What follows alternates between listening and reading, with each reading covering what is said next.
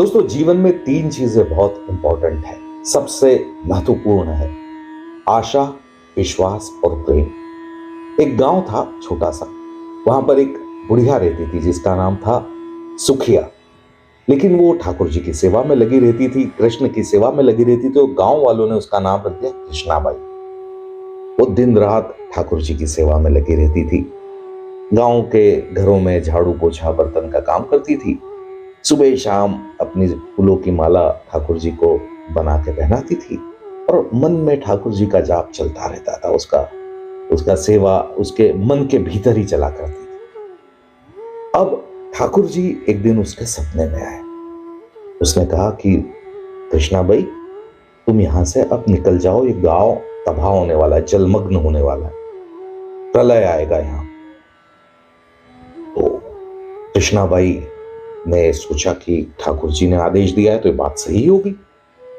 तो वो गांव से निकल पड़ी। अपना सामान उसने फटाफट बैलगाड़ी में रखा। लोगों ने पूछा कहां जा रही हो? उसने कहा ये गांव तो डूबने वाला है, प्रलय आने वाला है यहां पर। तो लोग हंसने लगे क्योंकि लोग वैसे ही उसको पागल समझते थे। अब वो अपनी बैलगाड़ी लेके चल पड़ी और गांव के बाहर निकलने के ठीक पहले उसको ठाकुर जी की आवाज सुनाई दी कि अरे कृष्णा भाई, मेरे लिए माला कैसे बनाओगी? सुई तो झोपड़ी में रह गई।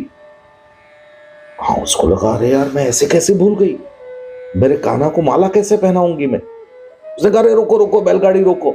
फिर उतरी, भागती दौड़ती वापस झोपड़ी में पहुंची। लोग हंस रहे हैं उसके ऊपर कि ये क्या पागलपन कर रही है।